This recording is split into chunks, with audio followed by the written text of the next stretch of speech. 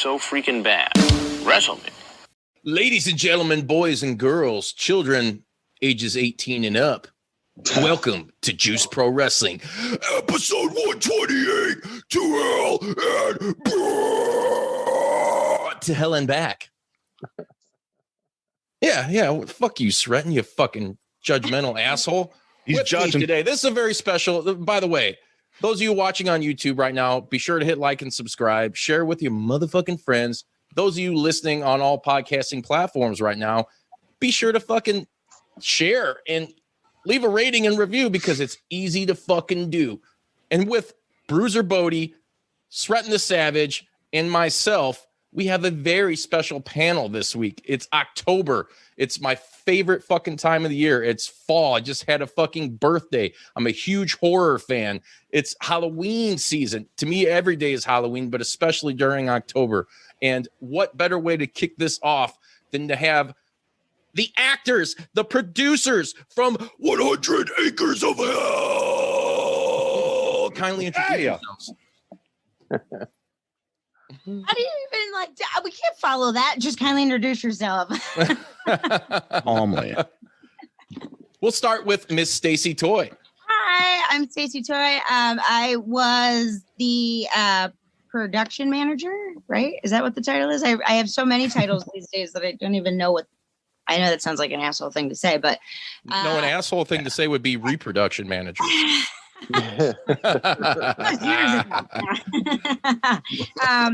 Yeah, and I'm the COO of 25/8 Studios, and I produce a whole bunch of stuff. And these are the guys who basically inspired me to become a producer and gave me the first chance.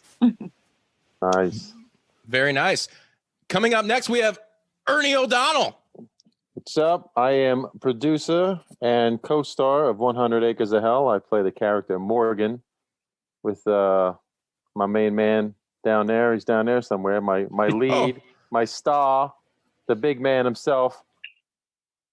There he is.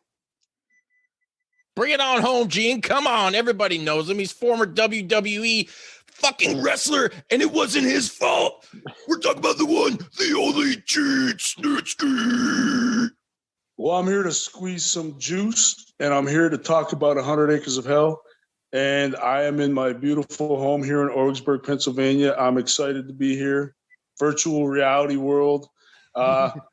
Excited to talk 100 Acres of Hell. It's Halloween. It's also my favorite time of the year. My wife I tend to get a little excited. Well, she gets me excited all year. But anyways, around Halloween, we get a little more excited. She actually, her and I got married on October 26th, only because Halloween was booked at the courthouse over here. My buddy's the judge, so we figured we'd have him marry us. But we got married as Batman and Robin in the authentic old school 1966 Batman.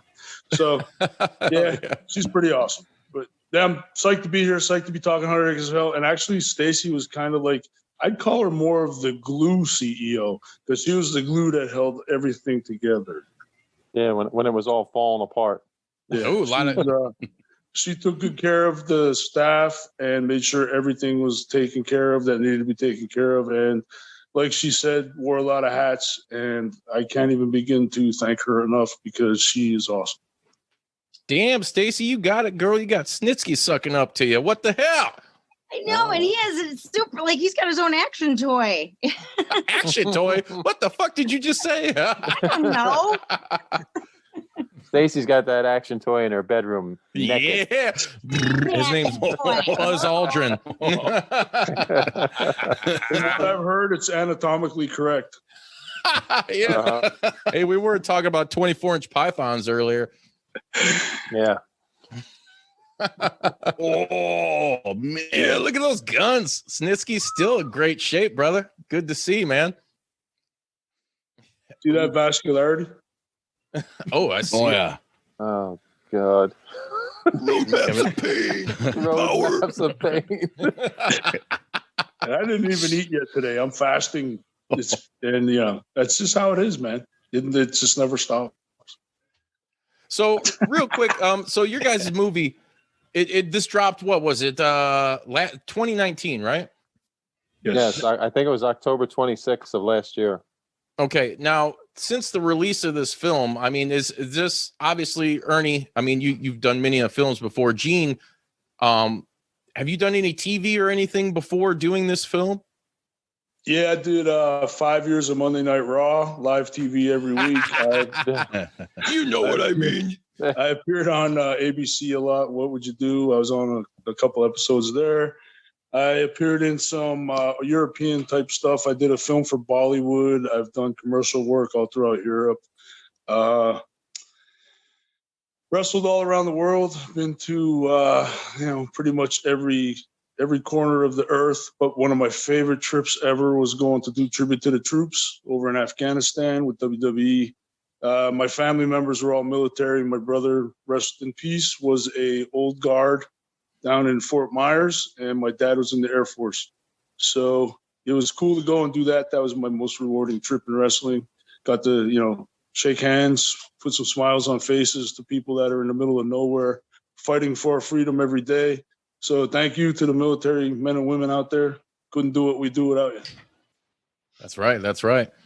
How did everything come together with this project? I mean, Gene, you said you're a huge horror fan, so I can't even imagine getting to do, which is essentially, hell yeah, fuck yeah, Nice Michael, The Shape.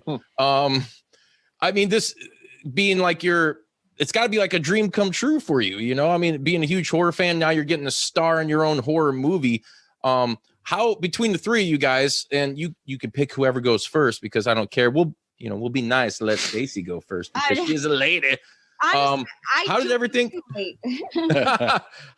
come together? How did 100 Acres of Hell, what was the fucking premise? Whose idea was it, and how to get off the ground? Well, I'm not a lady, but I only dress like one once in a while. You do. But anyways, basically, I had this concept for a horror film. I went to visit a friend of mine's dad's ranch who has this literally 100-acre ranch where they hunt elk and stuff like that. And I was like, man, this place would be perfect for a horror film. And called up my buddy Jason Kerner, who's one of our partners, and invited him over to the Snitsky homestead. He stopped by, took him over to see the property, came back to the house, had a couple cigars, sat and brainstormed on my deck.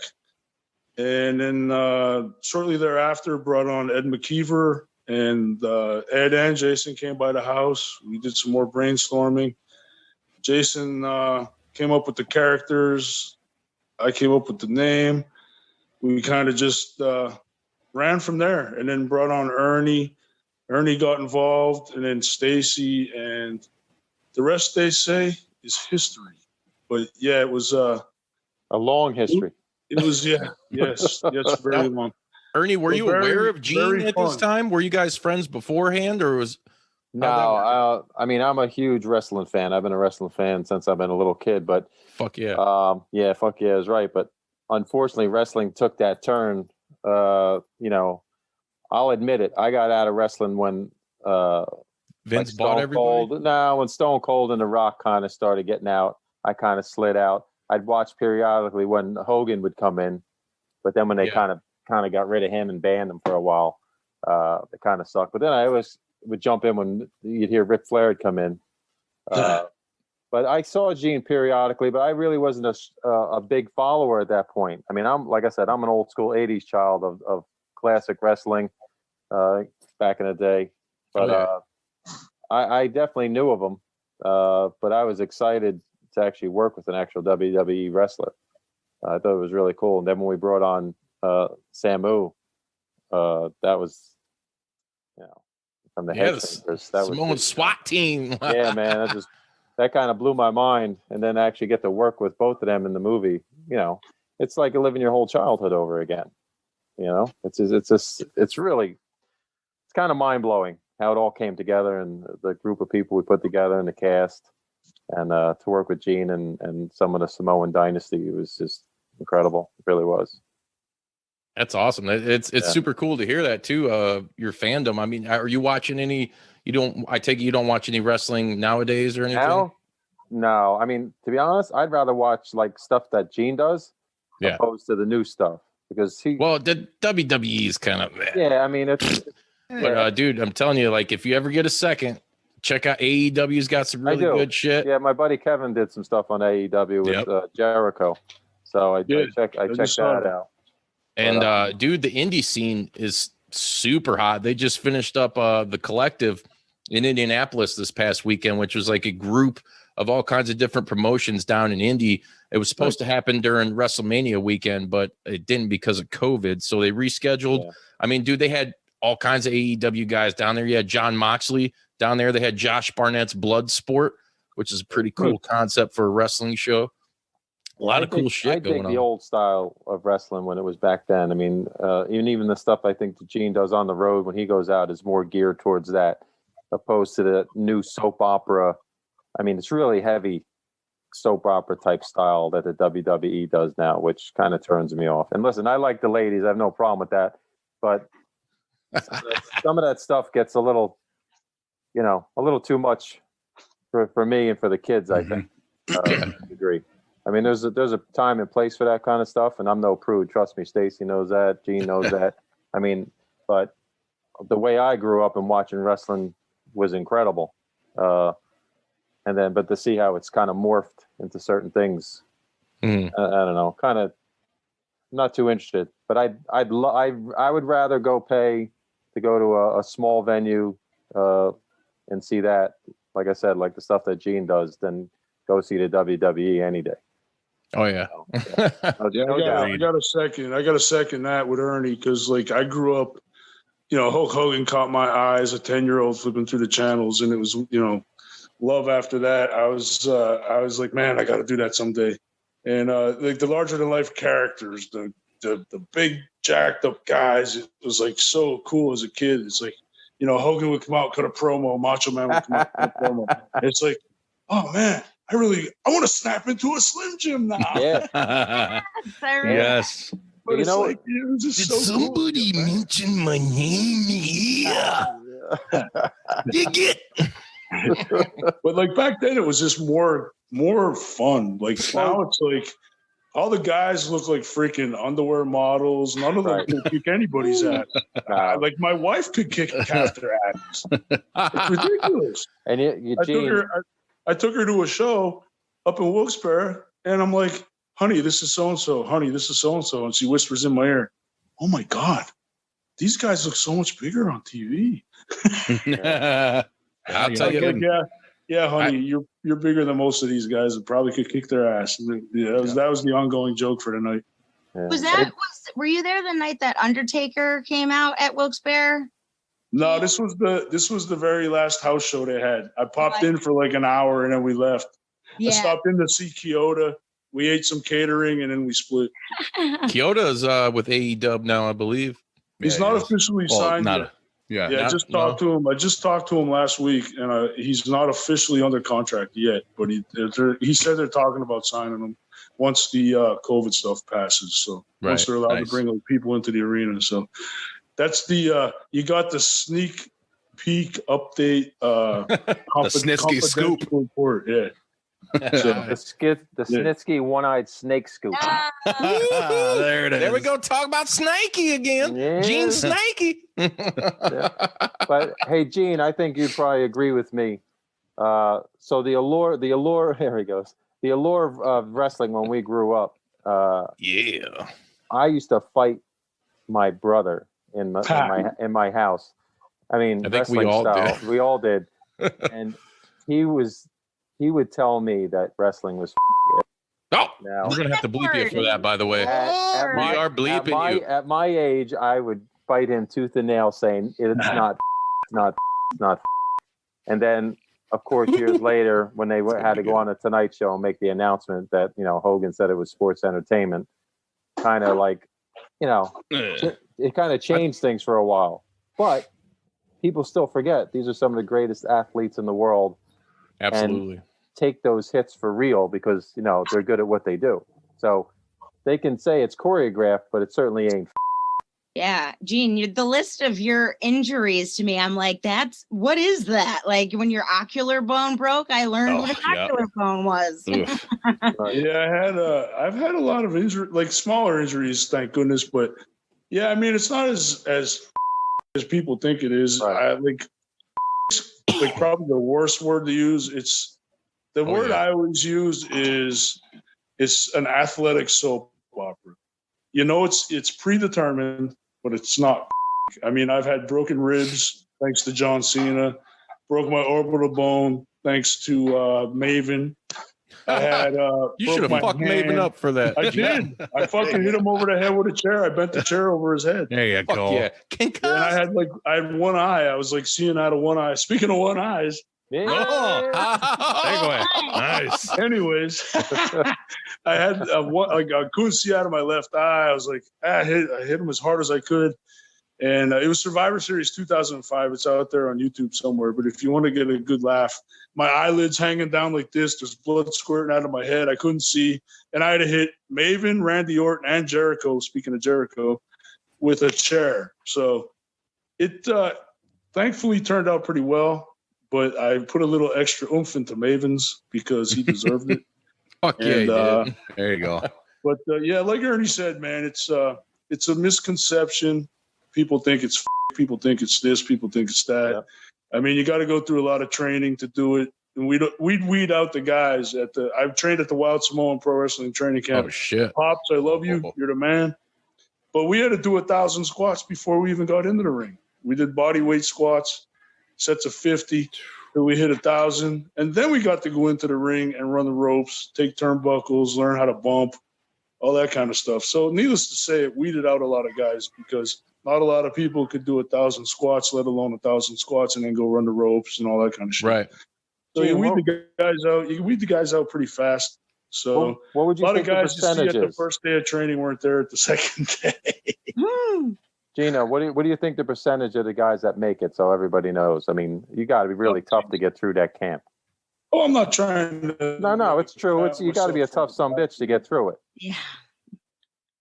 Yeah, it's tough. I mean, physically, mentally. I mean, yeah. I mean, it's a lot of guys are like bigger guys and muscular. And I went through this whole phase with guys when I was first breaking into the business because I was bouncing at the time and wrestling on the weekends. And it was like, I played football. I could do it. That's easy, yada, yada. And like I said, after the first day, the second day you come back, a lot of those guys weren't there. Yeah. But, I mean, just running the ropes is hard. I had like bruised, my side was bruised for weeks. Your tailbone hurts. You're falling down, basically learning how to fall. So you hit your tailbone a lot or you give yourself a small concussion from whacking your head off the ring. I mean, people think the ring's so padded and fluffy. Mm-mm. It's literally a steel beam, plywood, carpet padding, and the canvas. So you got about this much cushion, and that's it. And when you're 300 pounds, wrestling a 300-pound guy, and I pick him up over my shoulder and slam him down, it hurts. That shit hurt.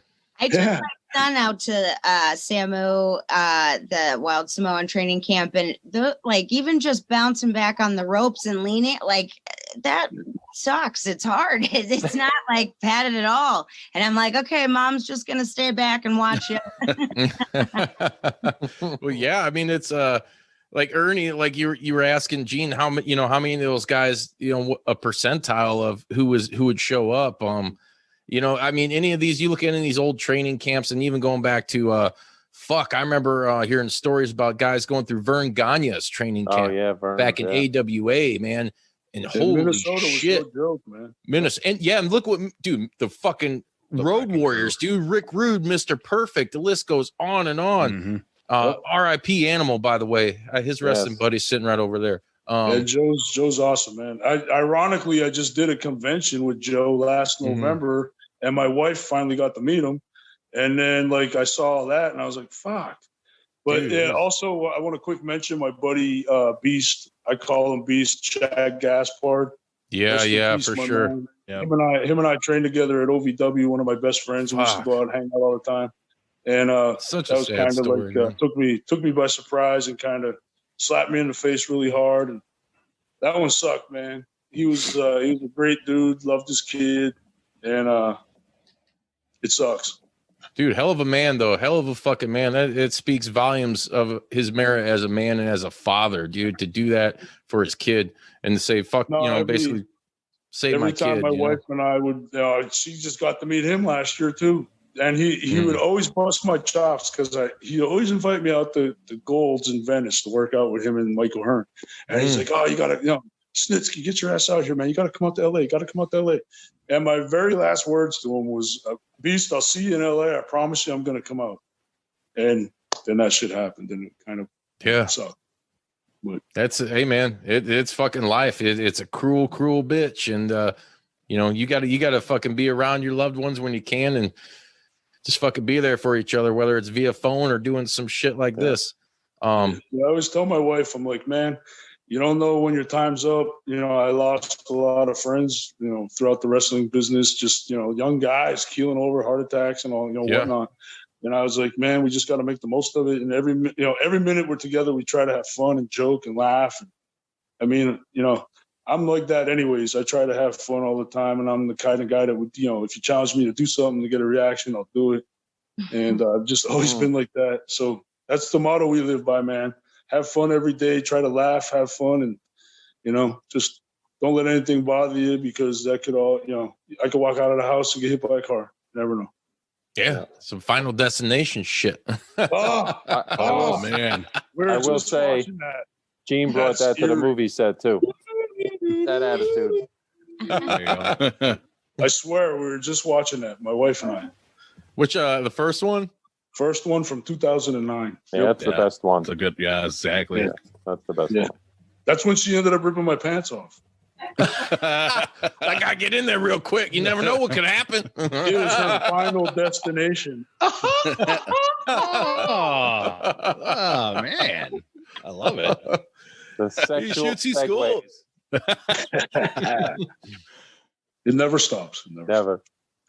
Another thing that you mentioned, Ernie, I really agree with, and we say it a lot here on the show. When we reflect and talk, because we're all over the spectrum when we're talking about pro wrestling, the talent and even like you said, Gene, the characters and everything back then, they were like the measuring stick. The character work that was done by guys like Randy Savage and your Hulk Hogan, and albeit whatever they'd done in their personal lives to maybe tarnish their fucking career, and some of them like Randy are no longer here with us, unfortunately, but they left such a huge impact that they are forever intertwined with Americana and pop culture. That is, whether people want to fucking believe it or realize it or not, that is a huge, absolutely huge accomplishment for these guys to do something like that. And the thing is like back in the 80s, especially the 80s WWF, when, Vince Jr. was like, hey, we're going to fucking get this going. He starts snatching up all the top guys from the territories, Jake the Snake Roberts, Big Boss Man, Andre the Giant. The list goes on and on. The Bushwhackers, even jobbers back then. And let's face it, the Bushwhackers, they were the sheep herders beforehand, and they were fucking brutal and awesome. A lot of people don't know that. Yeah, they were. And Andre the Giant and the WrestleMania, that was that was the shit. That should be on the back of a fucking dollar. Hogan slamming Andre or some shit. That's such an iconic moment. Hey, just a little tidbit of useless information. Hulk Hogan to this day is still the only pro wrestler to ever be on the cover of Sports Illustrated. And I have it. I bought that thing. I'm a fucking Ms. Ark. I don't care. Isn't that crazy? That's crazy. I just watched Andre the Giant and The Princess Bride. I mean, it was a totally different side of him. That shit's great. That's so great. Did you guys watch the documentary on Andre? Yeah, it was awesome. That was awesome. Cried like one guy I wish I could have met that I never got to meet. I met him. You some bitch. I met him. How about him drinking 9 bottles of fucking wine a day or something? It was great. That was appetizer. Yeah, right? Yeah, Exactly. Yeah. I heard from Kyoto that he would drink a case of wine, a 12-pack of beer, and then have his full meal. Jesus. He's that's crazy. It's crazy. Hey, when you're that big, man, you gotta satiate that but hunger still, somehow. if you're that big, it doesn't matter. That's a case of wine. I'd be fucking dead. I had alcohol poisoning. That's I hate crazy. wine to begin with, so it's like Man, It's every Thursday at my house. Come on over. I just wonder if he I'm had there. cheese with it. there will be cheese. Oh yeah. Hopefully not Fermunda. You got to bring the Fermunda. Let me see that Fermunda right there, Gene. Come on. Uh-oh. No, don't ask him. He will do Oh it. no. Don't ask him. Shield your eyes, Stacy. There's no humility. None. I had the movie on pause and it decided to start on its own. Oh man. Oh, Yes. shit. And now I can't find the remote. Hey, you probably sat on it. Well, here it is. I found it. Real quick before we get into more talk about your guys' movie, I want to know as horror fans, and Ernie, how big of a horror guy are you? I mean, I know you've done a lot of comedy shit. Done with Kevin Smith, and he's kind of ventured into the horror realm nowadays. Yeah, well, I actually just did a horror movie anthology with him called Kilroy Was Here, which we filmed down in Florida. Jericho was in that, right? Yeah, Chris was in that. Yep. So I got to work with another wrestler, which was really cool. That's cool. Yeah. Chris is a good guy, man. Yeah, he's actually very talented. Great dude too. But I had a blast doing that. But yeah, I've been following horror my whole life. I love it. I mean, Me too. like most people, I will say Halloween is probably my number one. Halloween's your number one? Probably pretty close. Yeah, because I love John Carpenter. I even love the original. Well, not the original, but John Carpenter's The Thing. I think love it. Oh, yeah. Kurt Russell Love that. is just is awesome. So that type of style of horror I love. Nowadays, it's really difficult to get a good horror movie or a I good agree. scare, and I think it's because the public in general is so saturated with the style of way things are filmed that you're so used to the scare coming. So when you really get something that's good, you appreciate it. I think the original Conjuring, the first one, was pretty damn good. Pretty damn good. I'll agree. Considering what's been out there. That one Right. that caught my attention. Well, it was a great story too. Yeah. Like the source material with it having pretty much being a true story. Yes. Whatever you believe in out there. But Yep. I mean, it's enough to fuck with your mind. Yeah, I mean the second one was okay, but even that movie, what's it? I think I watched it. It came out a couple of years ago. Heredity. I don't know if you guys caught Oh, that. Yeah. I hated it except for the old naked people at the end. That was the best part. I was like, what? Human sacrifice. Oh boy. There we go. Yes, I mean you got to give props to those kind of people that are making those horror films that are trying to be different. Yeah. Mhm. Appreciate, because even though I love that old 80s style formula, Yeah. and people relate to it a lot and love it like I do, it's cool to see guys really going out on a limb and trying to make those horror movies that are different. Yeah. And that's, Oh, yeah. that's tough, and it's kind of ballsy to do that. Well, Yeah. 80s and the 80s was good for that. And even like early mid 90s. I mean, you still had some really good shit coming out before everything got saturated with CGI. Oh yeah. Practical special effects for horror is just so much better. Somebody burning some skin. One eye Snitsky alert. You can dress her up, but you can't take her anywhere. That's her cranking on the ball wrench. That's what it is. Oh man, ball vices. That's what it is. It's like you got about 20 If minutes. she wasn't so fucking hot, I'd go out there and smack that ass. Snitsky's got a gimp suit like people on the right. stairs and shit. Yeah. Take them wrench and put it on my balls. All right, twist. You didn't know That's some Gene fun. was the gimp in Pulp Fiction? Oh, man. yeah. I said, is Marcellus Wallace a bitch? Yeah. She's so hot, she's setting off the fire detector. There you go. What happened? I think it might be the snake. Where's the sneak? Yeah. You talk about those older horror movies and stuff. One of my favorites, that newer ones that came out, and it was probably like 2000s, I think, was Hatchet, because they had a lot of the old school 80s, 90s like Right. gore effects instead of the Yeah, CGI. Kane Hodder too, man. Yep, exactly. Kane Hodder was in it, and they relied on the puppetry of it and the gore that way, and some of the kills on there were just amazing. And Dude, I practical. really effects. like them doing a throwback to that, those practical effects. Yeah, when people and they're tell- good. Yeah, they are good. I mean, people really got to if they're a horror fan, they got to go back and watch the classics. I mean, you got to watch The Omen, you got to watch Halloween, you got to watch Rosemary's Baby. Fuck yeah, The Changeling. Yeah.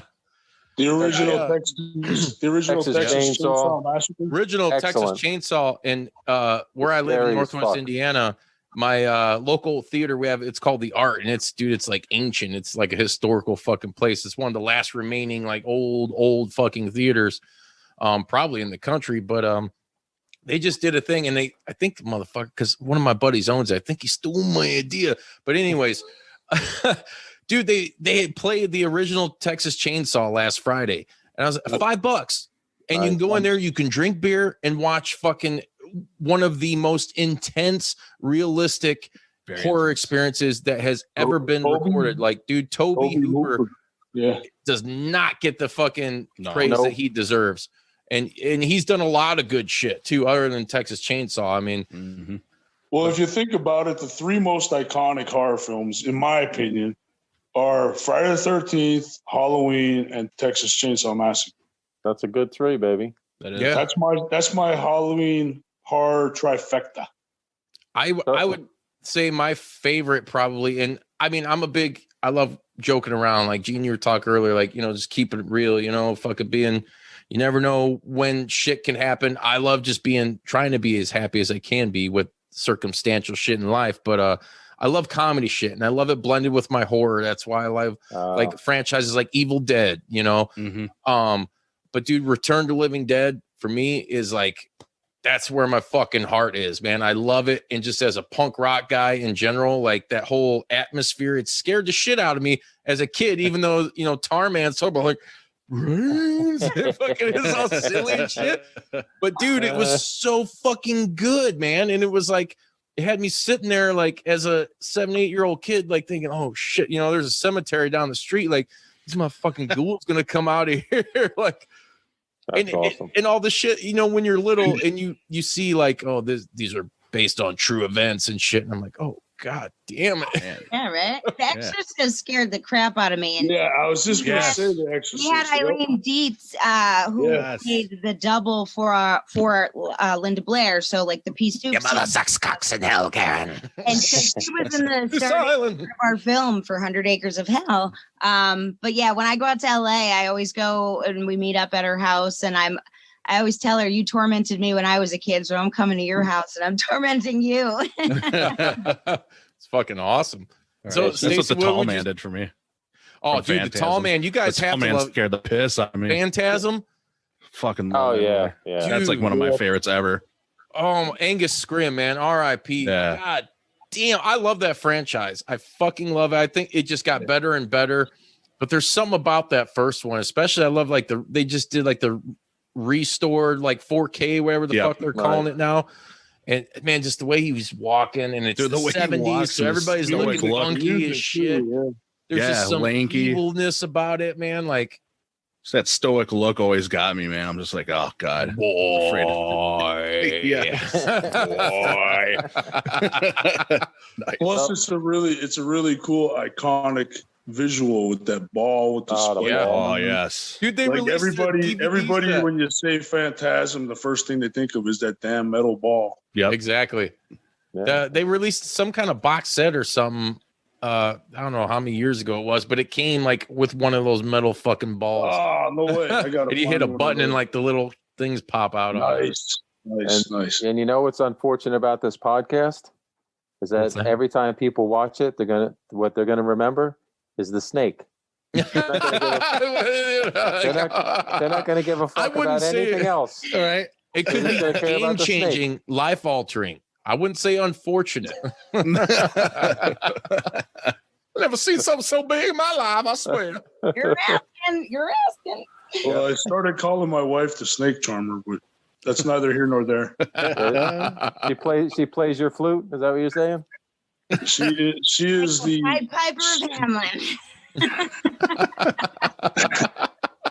There you go. Like Ian Anderson, Jethro Tull style. Like, oh yeah. So let me ask you this. This is a question I kind of when we talk about horror movies to people, and they always seem to forget this movie, which most people see it as a horror movie, but some people don't. Mm-hmm. And it's one of the most iconic movies of all time. Do you consider Jaws a horror movie? Yes, Yes. very much so. Oh yeah. That's The answer I ocean wanna is hear. a scary motherfucker. You should Yes. see my fucking swim trunk. I got some badass Jaws swim trunks. I just wear them like regular you shorts skinny because dip. they're so fucking awesome. Nice. That movie made Shows me off my scared. cake. Scared. I was afraid to get into deep water, not just from the tagline of the film, but also inside like deep swimming pools when I was a kid. I was Dude, like, Oh, the lines in there's gotta swimming be pools, I used to think were hammerheads when I was a kid. I was like, fuck this shit. I'm No fucking banana done, man. boat rides. I never have been on a banana boat ride, and I never will. You know that banana. Oh, Oh, yeah. You know what, Ernie? Like, that is a great point. I don't think any fucking movie, realistically, has traumatized such a number and generation of people. Mhm. And I would say Worldwide. even more than The Exorcist, dude. Like, Worldwide, dude. It's not just America. It's worldwide, Exactly. and it's still going strong from the 70s. because how it's the so impact of that movie. realistic. Like that fear of fucking people are scared of spiders, right? Whatever. Right. I got some fucking tarantulas behind me, but everyone, for the most part, is scared of fucking sharks. Like, I don't care. Like, even the motherfuckers diving with these great whites and shit. They may, oh, I respect them. Yeah, but you're gonna shit your pants when they come to take a limb from you, you know? Yeah. Yeah. I just, dude, I couldn't do that. I am so obsessed with like ocean, deep sea documentaries and all that stuff. It's so Mhm. awesome because it really is. It seems like we know more about space than we know about the fucking ocean. So it's Right. cool to see all that stuff going down. But I watch it, and it's almost like watching a horror movie, watching these documentaries because it's so scary, the unknown, you know, and just how deep it is. And speaking of something that can relate to that, they have you guys seen what is it, 48 meters below or 40 meters Yes, down? 40 meters below. The first one, 40 meters below. The second one's kind of Second one's where they get trapped in the caves. It's a little more. Yeah. Yeah. The first one I enjoyed. First Yeah. one's like Yeah, just first leaving you one's sitting awesome. there like, holy shit. Like I couldn't imagine being trapped that deep with, I'll have air to running watch it. out. I haven't watched it yet. I'll have to watch it. Now, Gene, you got to watch 40 meters, man. It's pretty good. It's intense. I like those modern horror movies that can evoke that emotion from a person. Like that's good. You know, I mean, if we're not talking about like I love, dude, trust me, I love my gore shit. I love like my giallo shit. I love dude, I'm a huge fan of Lucio Fulci. You know, if you guys Mhm. watch like Zombie and House by the Cemetery and all that shit. But I think like good modern shit is really hard to come by now. Yeah. Well, you know what the trick is and it's the fact that like 47 meters down did it, and Jaws really, was iconic doing it. Is not showing what's going on. Is let the audience's mind Yeah.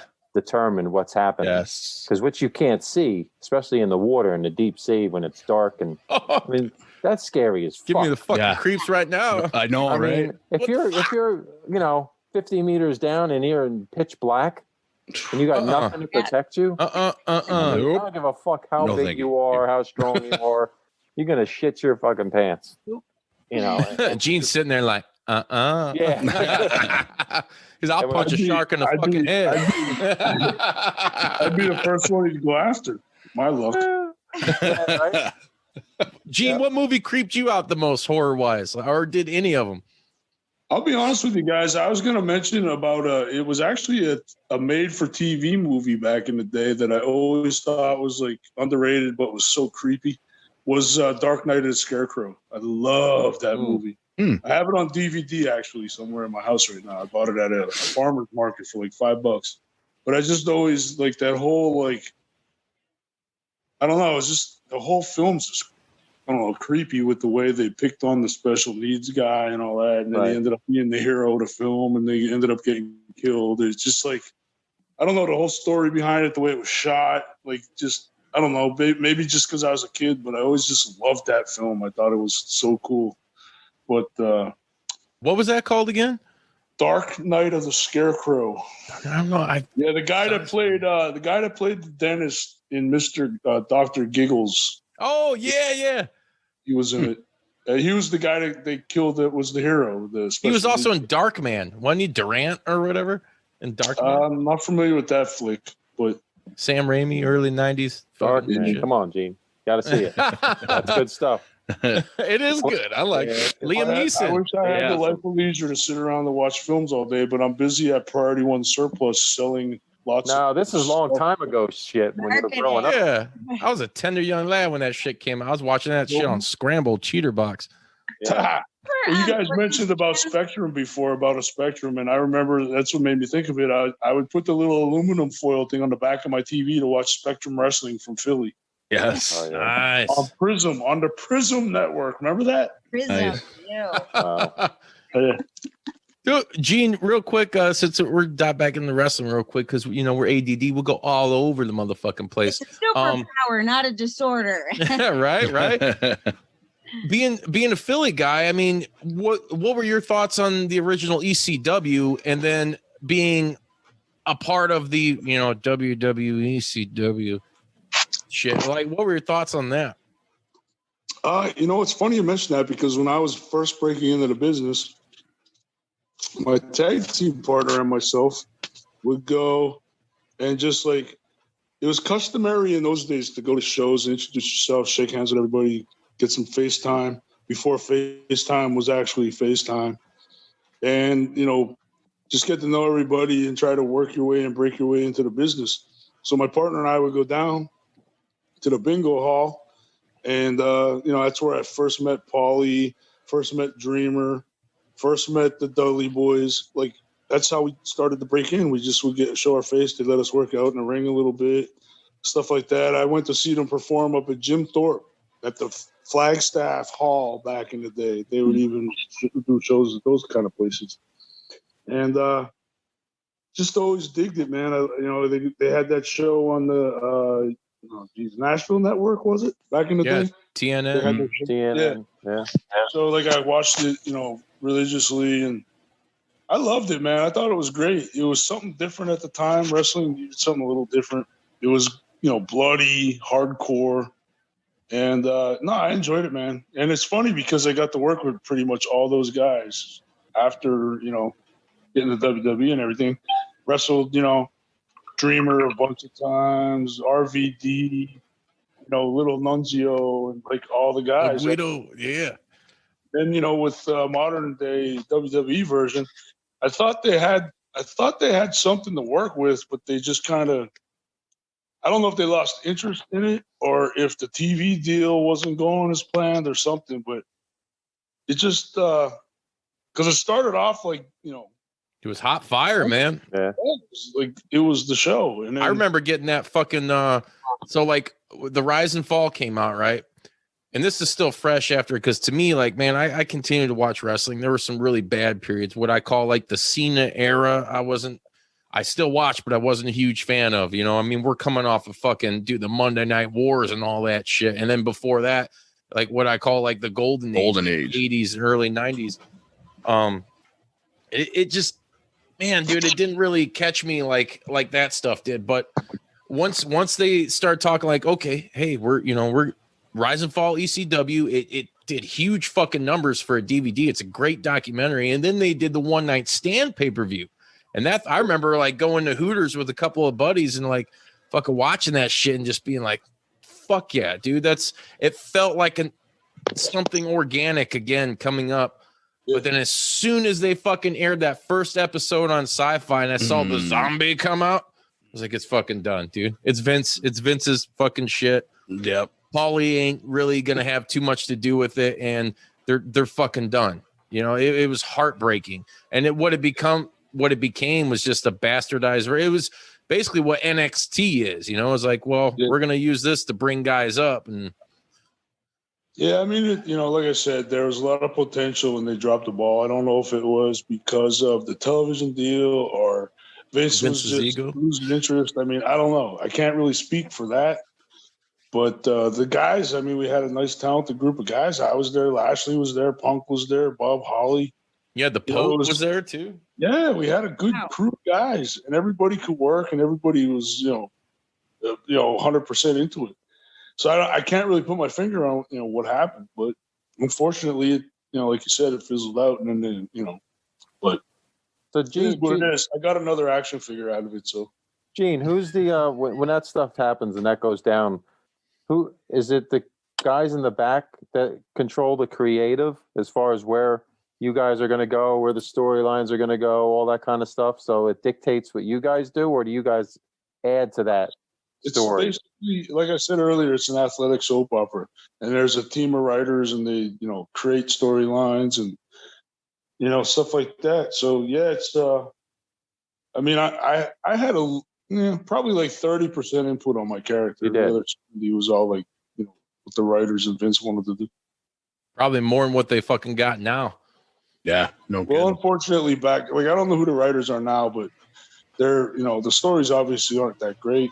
But back when I was there, there's a bunch of comic book nerds. Nothing against comic book nerds, but there's a bunch of comic book nerds who never played a sport in their life, trying to tell athletes how to be, they're trying to tell me how to be me. Yeah. And it's, it was just weird. Like, I don't know. It was just weird. And you go to them with ideas and you pitch ideas, and it was like, not to sound like, but it seemed like if it wasn't their idea, it wasn't a good idea, kind of thing. Yeah. Oh yeah. That's how it is. And even when Vince brings guys in, I mean, you have talent like Ricochet and all these other young talents that come in, and for the most part, unless you're like AJ Styles, you're pretty much getting buried. Yeah. Look what happened to fucking Sting. Dude, we're talking about an icon. Well, he's not my creation, and even though I've been trying to suck his dick and get him here for how many years, and he finally goes there and jobbing out the Triple H at Mania. Money's a crazy thing and makes people do crazy things. So I guess, man. I don't want a lot of fucking money then. Fuck all that shit. Anyways, let's kind of refocus back into 100 Acres of Hell. So, Gene, when this was kind of basically like your brainchild then, right? Yeah, well, yeah, I guess you could say brainchild. I mean, I just always wanted to do a horror film. And Jason and I have talked like previously about doing some sort of horror film. And he had mentioned about some slaughterhouse doing, going to visit a slaughterhouse and, this kind of stuff. But I always envisioned it as like a throwback to 80s horror because, like, Ernie said, they're just the best horror films. Those ones from the 80s, like everybody, it resonates with everybody. Yeah. And it's like I wanted to do a homage to that, but try to, modernize it a little bit. So like Ernie was saying, you never saw anybody actually get killed. We built up a good tension. We had a nice climax.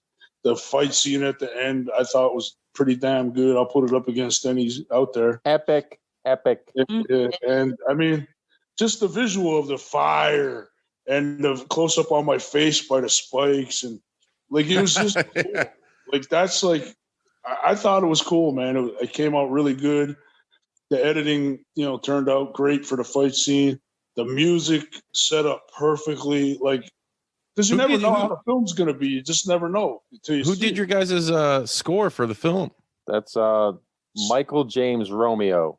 Yeah. Michael he's a world-renowned guitarist.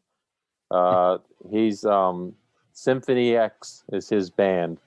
Nice. He's a real heavy metal Symphony X. Yeah, it was awesome, dude. Yep. He set up every scene. This like, it was amazing. Yeah. Amazing. The good thing is this, for one, this was his first horror movie. For two, he's a horror fanatic. Mm-hmm. So when I went into the studio with him, I would just tell him, I'd say, Mike, I need you to go here and do this. Like, I referenced King Kong a couple times to him, the original, from 76. And I said, we kind of want that tribal type of thing, and then morph it with a little bit of Predator. And that's all I had to do. He took it, and to be honest, the first cut he gave me when I listened to it, I was like, holy shit, dude, this is amazing. And he goes, no, it's not right yet. I said, Mike, this is brilliant. And he goes, no, give me a couple more days. And he's right, because he's the guy, Yeah. And in a couple of days, he comes back with the same thing, but twisted a little bit. And it just kept getting better and better and better. And this is the guy's first shot at it. And he was amazing. And as Gene says too, also, as far as the fight scene, how awesome it was. I was really heavily involved in the editing of the film. And since I'm a huge wrestling fan, the fight scene, am I right, Gene, was probably about 25 minutes. Of Damn, footage. you guys they live, man. Yeah, it was probably close to 25 minutes, and cutting it down was really, really difficult. But the fact of me growing up as a wrestling fan and knowing, the bumps and the moves and the hits and all that, and what I thought wrestling fans might like to see, and I hope I did Gene and the Samoans justice. But when we cut it up, I thought it was the perfect combination of what to represent that wrestlers could do, because that was great. I thought it was awesome. I mean, it's hard to film at night in the dark with just the fog going, let alone with the fog going, filming at night, doing wrestling moves, running around the woods. So Naked. It was a bit of a challenge, but I'm very proud of how it came out and how Ernie edited it and stuff. And not to mention it was 40 degrees too, Gene. Yeah. Don't forget. Ooh. Yeah, and the thing is, as wrestlers, we take a lot of pride in the fighting and the art of making it look as real as possible. And I got a shout out to Alpha Jr. because he was Sam's stunt double. And there was a scene in the movie where we're fighting and where we end up on top of a van, and I throw him down onto a car, and then he bumps on down to the ground. And these guys will tell you, we had no padded suits, we had no padded elbow pads, knee pads, nothing. It was me and Alpha Jr. fighting on top of a van, and I literally threw him down on the top of a car onto the ground. And I mean, the guy's a trooper. We did it a couple of times, and I mean, the first take, the second take, amazing. And it was like watching it on the film, I was like, holy shit. People don't realize, we didn't have, stunt padded suits, stunt suits and all that kind of stuff. It was We're literally wrestlers. You don't need that shit. Yeah, right. that's how we look at it. We were like, we'll just do it. But I got to shout out to him, man, because there's a couple bumps in the film that, were legitimate bumps that people watching at home don't really realize. So I wanted to point that out. And there was a scene in the fight scene when Sam grabs a big log out of the fire and smashes me with it. That's right. Well, let me tell you, it was a real log with real fire, and I got hit with it. And it was In the furs. Yeah, it came out great. But I was thinking to myself, and it wasn't even sawing a little bit, Gene, right? It was full stack log. Yeah. There was no cut in it. Legitimately pulled it out of the fire and hit me with it. I think it was one take too. It came out so good. It was one take. And keep an eye out for that in the fight scene because it freaking came out great. I'm very proud of it. I thought it came out awesome. I think it's one of the best fight scenes in a horror movie ever. I mean, it's really because it's real. Yeah. It's legit.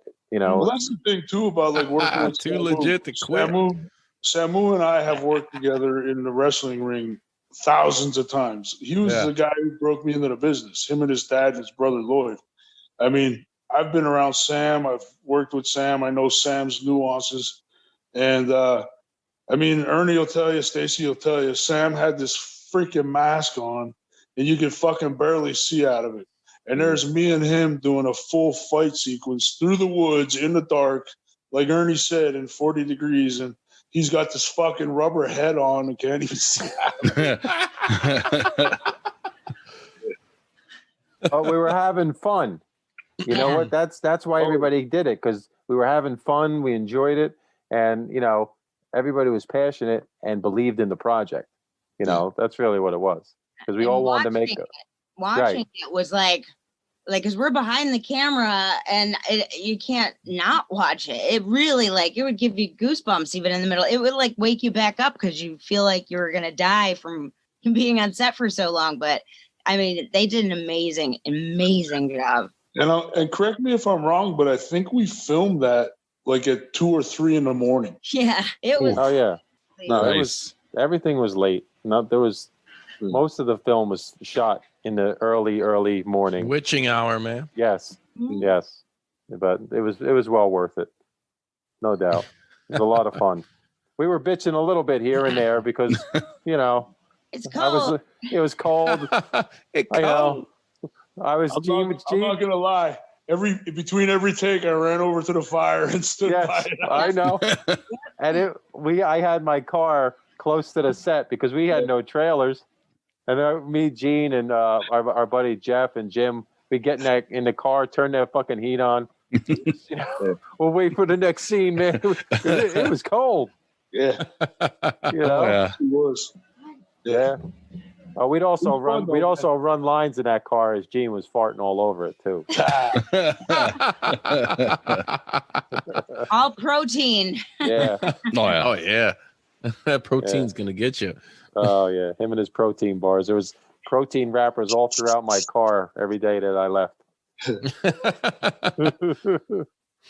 So, would you guys? Is there gonna be a sequel? Would you do it again? Well, we left it open ended, and we kind of have a synopsis for the sequel. It's just, obviously with the coronavirus kind of taking over the world, our film kind of just came to a screeching halt. But yeah, we're hoping to get the European deal finalized and a South Korean deal. And I mean, Walmart just picked it up. It's on Walmart.com. Nice. You guys tried fucking with Shudder at all? I don't handle any of that end of it. No, we're not in Shutter yet. Nope. Yeah. No. Stacy, I'm looking at you, girl. Make it happen. I mean, we're on probably about at least 25 platforms. Which Oh yeah. You guys are everywhere. It's not like this is an obscure movie to find. I mean, it's Times Square too. We were in the largest screen in the country. What was it, July? Yeah, the Godzilla screen in Times Square we were on. nice. Sweet. Nice. That's Yeah. awesome. Yeah. So I've never been out to New York, but you're talking about like in Times Square where they got the fucking huge screen and shit. They played the whole movie on that, No. What it was is or just the, like trailers and shit. yeah, they did the trailer, which Nice. we entered a festival, and Okay. our poster was recognized as one of the best posters in the festival. Yeah. So the qualifiers got their trailer shown in Times Square. So That's I mean, there big, was man. hundreds and hundreds of applicants, and ours was like in the top 3. So we got shown in Times Square, which is to have your trailer shown in Times It's Square on the fucking- Godzilla screen is pretty That's pretty badass. mind blowing to be honest. It's really crazy. It really is. You Epic. would never think. Epic, yeah, exactly. But the thing that sucked though is it was during the COVID thing. So there wasn't as many people in Times Square as we would hope. But then again, we were still on the screen. Yeah. It doesn't Yeah. matter. We So, were there. We were there. Anybody who says Yeah. We were there. Yeah. So it was cool. Yeah. I mean, we've won a decent amount of awards, so we're all happy about that. So we've gotten our accolades and things like that, which we appreciate. Which and we actually, talk to each other, so right. like that's We always still talk to each other. Yes. Well, that's good. So there's good camaraderie between all three of you guys. Oh yeah, the whole cast and crew. To be honest, I mean, everybody's still friendly. Because we don't really get along too much. Sren's a fucking piece of shit. Yeah, he kind of. Bodie's I bothers me. tell fucking- Ernie all the time. I'm like, Ernie, I'm having a bad day. Just Yeah. Justin's a jobber. you know. Yeah. What Yeah. motherfucker? I'll show you a fucking jobber. Yeah. Hey, y'all. But you know, we keep it together, so we at least try. Yep. Like a broken fence. What have you guys real quick, I want to kind of go down, Gene, we'll start with you. Since this whole pandemic and shit happened, I mean, what else have you been doing, I guess, within your own little bubble, however I don't know how it's going in your neck of the woods on PA. What else have you been up to other than making films and all that good shit? Actually, I'm partnered with, I got involved in a surplus business. So I run Priority One Surplus in Hamburg, Pennsylvania. We've been open the whole time. We never shut down. So anybody out there wants to check out the website, it's PriorityOneSurplus.com. And we have $7.99 flat rate shipping. Check us out. If you see anything you like, order it. Yeah, the blog. You knew it was coming. And I just, love it. Just promoting the the movie and doing wrestling appearances and shows. I had a show Saturday in New Jersey, 2 appearances yesterday, 1 in the morning, a virtual on in Amityville, and then shot over to Queens, the Wrestling Universe. And, just getting back in the swing of that. So you still going in the ring though? Oh, yeah. Oh, yeah. See Damn, this that- brother? Come on, man. Oh, I see. Hey, Look man, at I him. respect it. I Oh, respect the swole. Come on. I don't know Man. if that big ass beer got in the way or not. Tripping over Nah, that I like my haven't new banned it bull. I banned it up for the shows. I'm still riding the bike, man. It was weird because I said to my wife, I'm like, this is the first wrestling show I've done all year. It's nuts. Wow. Yeah. This is my 24th year of wrestling, man. I started training in 96. Damn, it's been that long. It seems like Crazy. yesterday when you were kicking babies, Yeah. That was 2004, 16 years ago. Damn, it's been that fucking long. Wow. That was one of my favorite moments because that was in an era, like I said, it was like the Cena era where I was like, man, I still watched, but I watched every week with like, what happened? Like, and then here that's comes the beauty- Gene that's kicking this the- fucking baby, and me being Best like ever. a death metal guy and all that shit. I'm like, that's fucking awesome. I was like, yes. I was like all about The it. NFL It music. wasn't my fault. Yeah. You made a career out of that, man. That's fucking great. Great. Oh, yeah. Yeah, inadvertent catchphrase that kind of took over the world at one point. It's nuts. It's the best time, the best catchphrases. Yeah. I mean, that's what thank I you, say guys. when I shake my baby. You know what I mean? And everything's cool. Everybody's cool with it.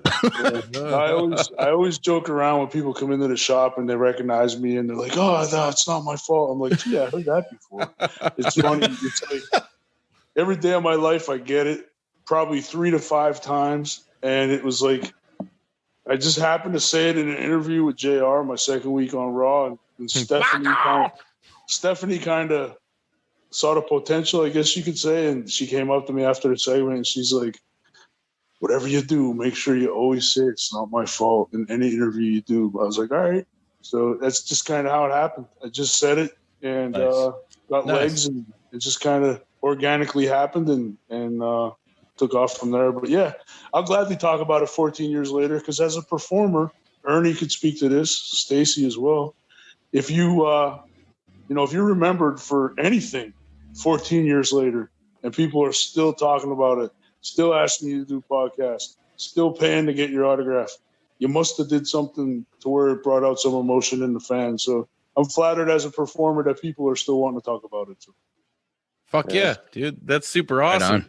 on. It's very going back to what we were saying a little while ago, how we're all big fans of guys and characters from the 80s. It's the same thing. Oh, Just yeah. different eras, it's the same fucking thing. I don't give a fuck what you're remembered for, as long as people still remember, and like you said, keep asking. Yep. There you go. You There's no did such something. thing as bad publicity in the entertainment business. Oh hell no, dude! Ask NWA. They were trying, or what? Better yet, what was it? Ice-T and Body Count. When remember Charlton Heston was reading those fucking lyrics, it was like, "Die, pig, die," and next thing you know, like that song's blowing up. Like what? What the hell, dude? You're feeding them. You're not discouraging. You're feeding them. I'm actually surprised Body Count hasn't come out with something. I know. No, they have. I think, dude, they covered Slayer recently too. No, I know, but T came out with something a couple of years ago when the cops things happened, but then the cop thing died down, and then he became one on TV. So I don't get. Well, that. he's How's been that on. work? He's been on that for like 20 years. Yeah, but I still don't get it. Yeah, I'm surprised, motherfucker. I'm surprised Body Count hasn't come out with a song. I mean, Ice Cube came out with one last year. Did he? I haven't really dug him since probably Lethal Injection or some old school shit. There you go. we got my dude, modern day rap. I can barely do it, dude. I go back to like old Eazy-E, Ghetto Boys. Yep. Like the real shit. I can't do this fucking EPMD. I go back further than that. Yeah, Kool Mo D. Yeah. Kool Mo D's cool, dude. I love God, who the fuck is KRS-One is one of my faves. KRS-One's dope. Who's a fucking basketball? It's my favorite sport. Curtis Blow. Yeah, Curtis Blow is the shit, dude. Robots in the sky. He did like the Transformers song. If you're gonna go back, you got to talk about the Sugar Hill Gang, man. Yeah, there you go. Go to Apache. Yeah. So There you go. that's a good little thing I want to talk about with you three real quick. We're talking old school rap and shit. What kind of music are you guys into, man? Tupac. I love Tupac. Hit him up. Got him killed. I have a wide plethora of music. It's kind of funny because like I have like Air Supply on my playlist. I got Ozzy. I got ABBA. Xanadu. Xanadu. I'm a Marion. Xanadu's the song. I have the Xanadu album. I did my parents at a collector shop, and the guy had a Xanadu album, and I was like, I need that.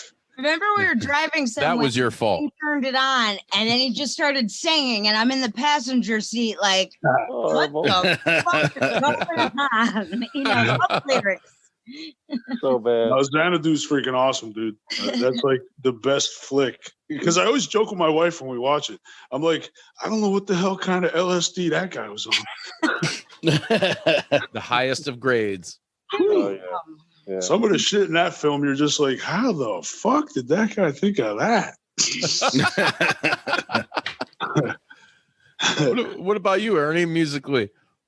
Oh, I am an old soul. So I grew up on Elvis, Sinatra, Fuck yeah. Sugar Hill Nice. Gang, and then I went to old school hip hop, the Temptations, Motown, Stax.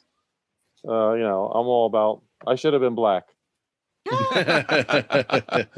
yeah, ain't nothing wrong with I that. love all that stuff. But I like, I love Van Halen. I love AC/DC. R.I.P. Eddie, Oh, man. Yeah.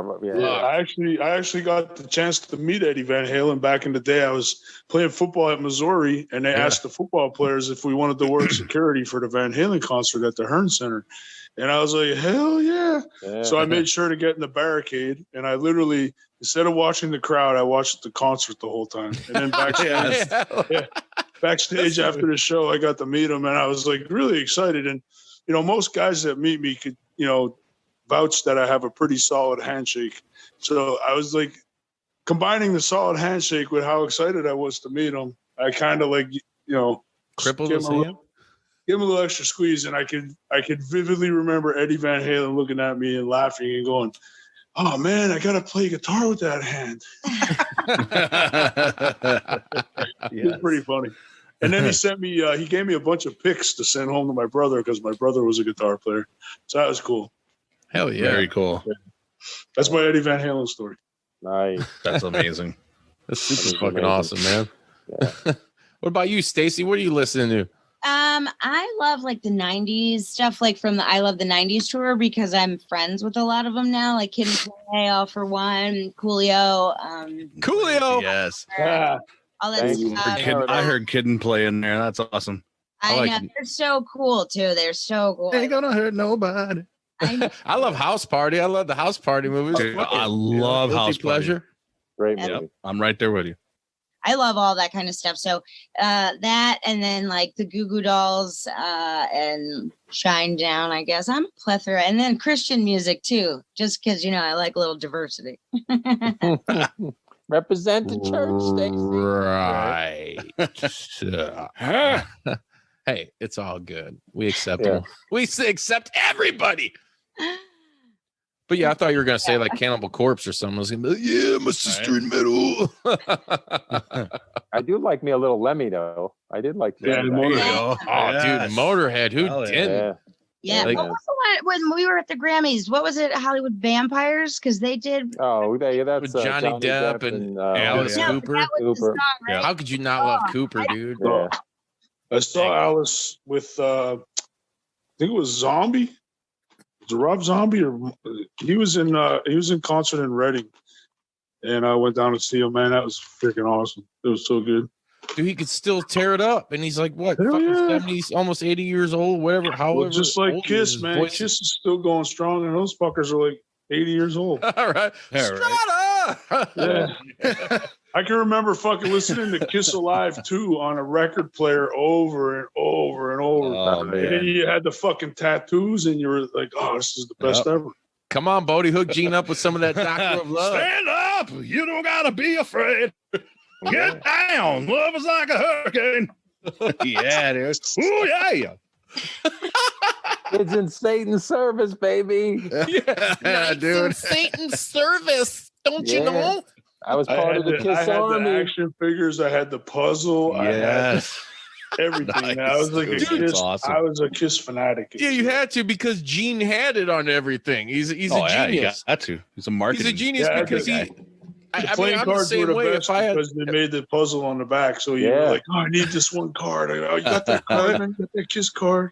dude, what a great mind though. Like honestly, and I'm sure. I mean, Gene coming from the wrestling business, you know how it is, and like getting fucking merch and shit. If you catch fire on some, you might as well just make and capitalize off anything you can. Like, I don't care. Like, it wasn't my fault fucking toothbrushes. Right. Like that's the same way Gene Simmons was. And look at him. Dude, they had Yeah. Kiss. Literally, there's Kiss almost there's probably Kiss dildos out there. Oh, yeah. I'm sure they there make- is. Doctor They of make Love. Kiss The condoms. demon. Yeah. Kiss condoms, and they have a Kiss coffin. All that stuff. Yeah, Dimebag Darrell from Pantera got buried in one. Yeah. And he got Eddie Van Halen's fucking what was it? was That black brown and and yellow. yellow of the Frankenstrat. Oh, yeah. Dimebag was yeah. buried with that, man. That's crazy. Yeah, it's cool. Yeah, I got to hang out with Zach Wilde for a while. When I was with WWE, we went Awesome. to Ozfest. And I was actually on stage with Zach for Ozfest in Camden, New Jersey. And the little 12-year-old in me came out because I can remember sitting in my yard with my boombox with the cassette player, listening to What? No more tears. Ozzy Osbourne over and over and over till the damn letter. Remember how you'd play a cassette so much that the lettering would wear off? Yes. That's how this cassette was. And it was like, there's me and Ozzy on the same stage, and I'm looking out, and there's like 90,000 people, and I'm just like, this is really happening. It's pretty cool. Yeah. Wow. That's Crazy. fucking weird, man. Yeah. And it's Yeah. kudos on you because how you handle that in that moment, like, I mean, That was great. obviously being a professional, being a performer, I mean, WWE has huge fucking crowds. Not Well, I don't necessarily 90,000, generally but- mark out for anybody. Yeah, I generally don't mark out for anybody, and I'm not like a starstruck kind of guy. But, right. like, I'm not gonna lie. I was like a giddy schoolgirl. Mhm.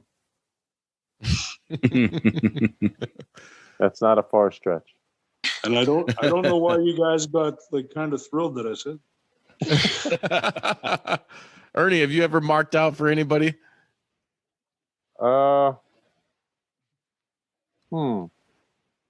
Don't lie. No shame in your game. That's a tough one. Yeah. We all have. Come on. Okay. I'll give you one. I think I was in New York City at the Four Seasons, and I ran into John Travolta. Nice. Oh, nice. Ooh, it's kind of nice in here. Yeah. So it was me and my buddy Wayne, and I'm a huge fan of Travolta. I think John Travolta is awesome. We So- just drove over to Verrazano Bridge yesterday.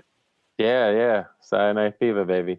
So I asked him, and I was shocked that he said yes. I said, Mr. Travolta, I'm a huge fan. I said, I actually played Danny Zuko in my senior play. And he's like, really? I said, yeah. He goes, oh, that's awesome. I say, hey, so would you mind doing Grease Lightning with me? This motherfucker did Grease Lightning with me on the streets of New York. Really? Oh my God. So cool. Damn, dude, that's like the ultimate fucking mark out story. There's Right. a happy ending. Yeah. But you were Yeah. like this. Oh man, I was kind of, I geeked out a little bit. I was kind of a little nervous, because he's just one of my favorites. But Yeah. and probably the other one, which is strange, is I'm a huge Blues Brothers fan. Fuck yeah. So Chicago. yeah, so I got to go to the SNL after party with when they were doing the Blues Brothers 2000 tour. Nice. So I got to meet all the guys back then. So that was a pretty, Awesome. That's pretty awesome. cool moment. Yeah, that's kind of an iconic movie. Well, 2000. He's like, that's kind of not the second one so Yeah, much. the first one's iconic. I agree. The second You know what's one, fucked up though, but like just how fast, like you guys said, going back a half hour or so fucking later, enjoy everybody that you love and surround yourself with, because look how fast time flies, guys. Dude, Blues Brothers 2000 was what? I think wasn't it released in 99 or 98? Something like that. It wasn't even released in 2000, I don't think. Correct me if I'm wrong, and if you do, you're a fucking asshole. It's 20 years ago, though. We're talking at least 20 years. That's crazy. Crazy. You know, like I'm getting to the point now where I'm freaking out because fuck, the 90s are becoming 30 years old. Like shit.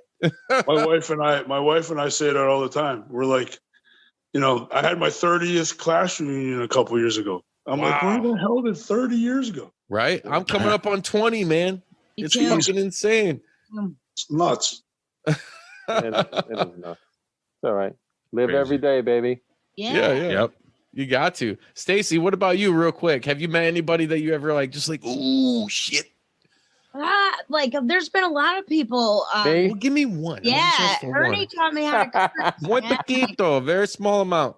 Honestly, it's weird because I can't really put it into one because I'm working with everybody and I'm friends with all the people that I grew up listening to and stuff, like, you know, Ernie, for example. Like I remember we're sneaking Clerks in the basement because I'm like 11. And I'm listening to, you know, I Swear from All for One and watching House Party, and it's like now I could text them and like tonight, you know, they're my friends. So I don't know. There's not one moment, because I've met and had these with a lot of really, you know, big people, small people, medium people in the industry, but it's actually it's worked out.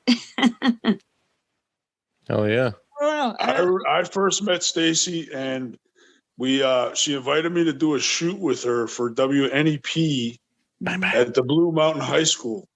When I used to be live director. Yeah, that was how we met, through a friend of ours that worked at WNEP, because I was getting ready to do the what the hell is it called? The show on the other channel with WPRE.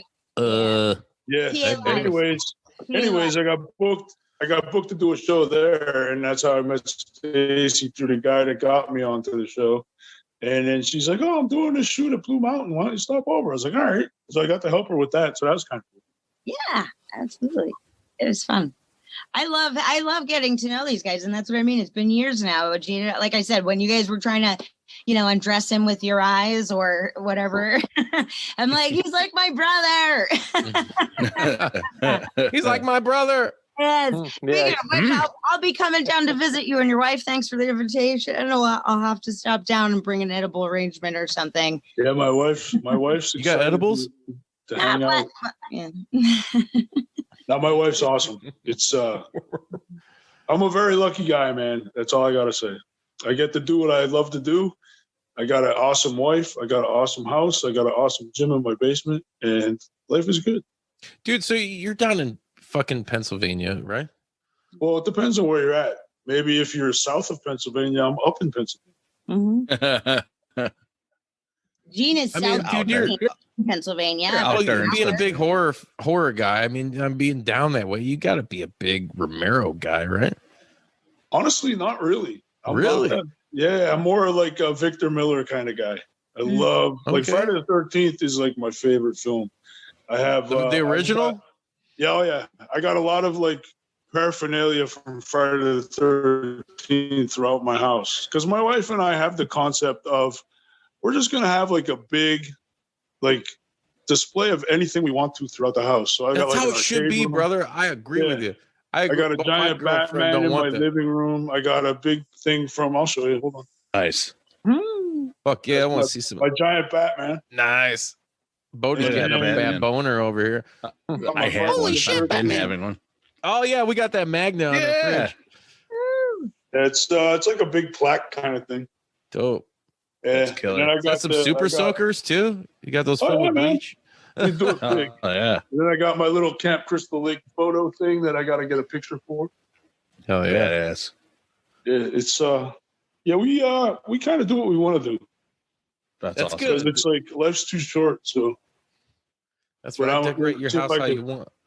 You see if I could see Pac-Man. I don't know if the light works. Aha! Pac-Man. It's a scary sight. Oh, it's fucking, Yeah. oh hell yeah, dude. Pop-up arcade. That's That's fucking kick really ass. dope. The arcade room. Wait, is that a sex doll? Right? Oh no, it's a No, giant titty. it's a giant monkey that my wife spanked me. Ah! You or your wife? My wife. Yeah, so she designs all this kind of stuff. She's very handy. And then, I just kind of come home and all the shit's done. And I'm like, sweet. Mhm. Got the Ouija board. Hold on, let me hit the light here. Oh, There I you got one, a go. glow in the dark one. The Ouija board here. Hell yeah. My Sweet. Batman book. My Batman. You got Batman watching over the fucking Satan's board of communication. I got all kinds of stuff, man. It's Even like, Bruce Wayne can figure that one out. Come on. check this That's out. I got my nice. Welcome to Gotham thing up here. That's cool. And then these are some stuff I got from doing my appearance yesterday. That's pretty. Hold on. Hit the light. Dude. Oh shit. Oh, hell yeah. See, Bodie's totally getting a fucking Well, DC check boner this right out. now. I got this Wonder Totally Woman. rocking that bat bone. Check that Wonder Woman out for my wife. Nice. Oh, look, it's me. Yeah, there it is. Fucking Snitsky. Gene, I mean, are you a big comic guy or do you just like the DC characters? I mean, huge just Batman. What is it? Mostly the original Batman. I like this is my Ozzy Bark the Moon guy. Perfect. And the bat you can bite the head off. Is that McFarlane or is that fucking like a neat? I don't know. One of my fans gave it to me. I don't know. Nice. It's my Friday the 13th guy. Hell yeah, we got some of those. We got the 8-bit But, Nintendo one. No, I'm not a big comic book guy. I'm a 1966 big Batman guy. I got So just married, that like I specific said. era? Yeah, I got married as Batman and Robin, like I said, and we wore the throwbacks, the 66 outfits. It's It's just a bad Tootsie for you. just happened to be the one I like, man. I don't know. So I try to stick with that one, but not a big comic guy. But I do. Oh, I found this too. Ooh. So yeah, I got a lot of cool shit, but it's fun. But I'm more into just the '66 Batman. If I had to choose, Where's the Batmobile? I'm gonna do my Jeep. I just got a Jeep Gladiator in January, and I've pretty much started the Batman theme on it. Like the interior is all Batman shit. I got my Batman stuff, my stickers, emblems, all that stuff ready to go. So yeah, it's kind of the Batman thing, but it's fun. Very cool. Fuck yeah. But I don't mean to cut everybody off, but it's getting to be that time of the night where Gene has to eat. So Yeah, well, Gene, real There quick, you go. before you eat and before we all end here, I'd like to thank all you guys for coming on. It's been a fucking awesome time. I think we had a good, fun conversation. We'll have to I do it love again sometime. You guys got to keep Oh, kicking for out the sure. jams, making some fucking flicks, doing whatever you're doing. Come on the show and fucking talk about it, Nice. Bye. Shoot well, that you guys shit. don't have to end on my account. I just, my wife's waiting to have dinner, and she's like giving me the googly eyes. So Oh, evil eyes. It's Ryan James Dio. Snake has to eat. Well, Gene, thank you very much for coming on the show. Hey, also real quick, brother, where can people find you at online? I do Instagram and Twitter. Instagram's The Real Snitsky. Twitter is Big Gene Snitsky. That one's verified. Like I said, the shop's PriorityOneSurplus.com. Stop by if you're ever in the Hamburg area. Check us out. And obviously 100acresofhell.com. The trailer's on the website. Also, like Ernie said before, all the streaming services pretty much have it. We just got picked up by Walmart.com. And obviously Indican Pictures, you could also get it at. Or, however, I think it's Dish on demand as well. So if you have Dish or any of that kind of stuff, check it out. We won the Philadelphia Film Festival's Best Horror Feature Award. So I'm pretty pumped about that. And like Ernie said, multiple other awards. So it's not something that, you're going to turn on and in 2 minutes be like, oh, this sucks. But, We do Yeah, have a but- good opening, Gene. yeah, it's awesome, dude. Like I Yeah. said, the music sets all the scenes up great. The acting is outstanding. I think we should have been all nominated for Oscars. And like I said, the music, I can't speak enough about the music, man. Nothing makes a good horror flick like music. Let's face That it. is Everybody correct. hears the song from Halloween and they know it's Halloween. Mm-hmm. Everybody hears and they know it's Dude, Friday the 13th. Killer Clowns from Outer Space. I think of the Dickies. Yeah. And what was the movie? What was the movie with the trucks with the AC/DC? Oh, dude, Maximum Overdrive. Overdrive. Man, Yes. woo! I got that So, fucking soundtrack everybody- on vinyl, man. Everybody Come on knows now. how important music is to a horror film. So Mhm. That's actually guy- and he hit a home run and then some. I can't thank him enough for the Awesome. amazing job with the music, man. Like I said, it was spot on. Every scene set up perfect, and you know, you don't have to show all the blood and guts to set the tone or the mood and scare the shit out of people. And I think we scared the shit out of a lot of people. And to this day, I still don't watch it alone, and it's my film. hey, would you go on record now? I'm going to dig up a couple of ghosts, a couple of skeletons, if you will, in your wrestling closet. Would you go on record as to say it's better than See No Evil? The thing with See No Say yes. Evil Just is say yes. they had an enormous budget. So if you put apples to apples, then yes, it's better. I mean, plus, you know, you got Ernie Hey. O'Donnell from Clerks. It's like one of the most Exactly. iconic films in the history Fuck of yeah. film. Come on. So just on the Ernie O'Donnell factor, I give it Snitsky and Snitsky 2 thumbs up. There you go. Thanks, Gene. Yeah. Beautiful. That's what I like to hear. There you go. Hey, Ernie, where can everybody find you at online, brother? I am trying my best to get a handle on Instagram. I'm a OD Blues 7 on Instagram. I'm O E O'Donnell 7 on Twitter and Ernie O'Donnell on Facebook. That's where people can find me. But you Google me or put me in that Google thing, you'll find me. I've also got I got a big project I'm working on with my boy Kevin Smith called the Smod Castle, Nice. which is nice. a live podcast studio we're putting together with a lot of live entertainment with the studio audience down in Leonardo at the old Quick Stop location. Oh, Very shit, cool. man. You just got me Yeah. sprung. Yeah, it's gonna be good. So we're trying to get that going as soon as the governor gives us some time and lets us play a little bit. So that's the big thing on the horizon. Plus, I got Kilroy was here coming out hopefully by the end of the year, the beginning of next year. We got Shooting Clerks coming out.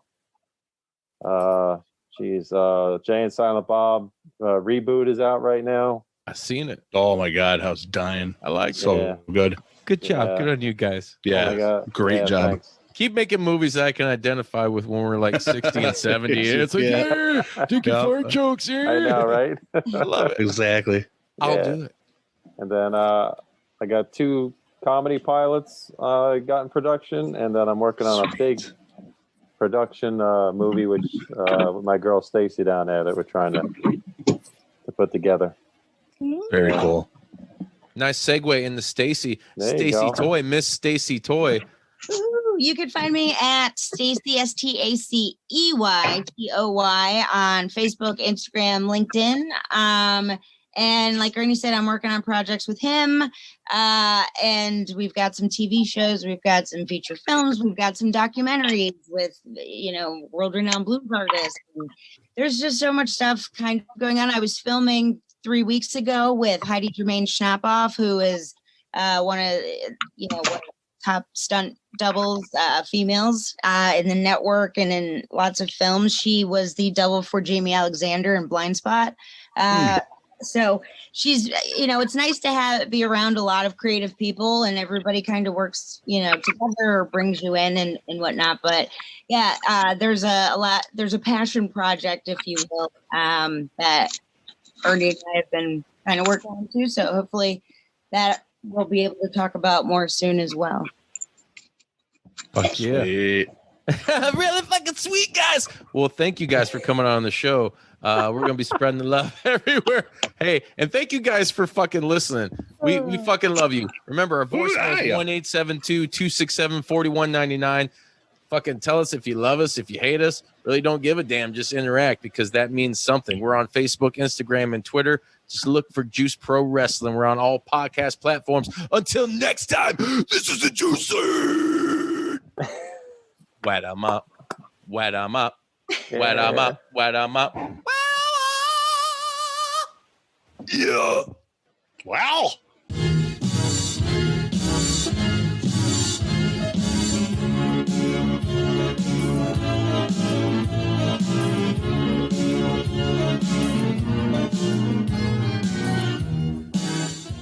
You gonna do sex to me?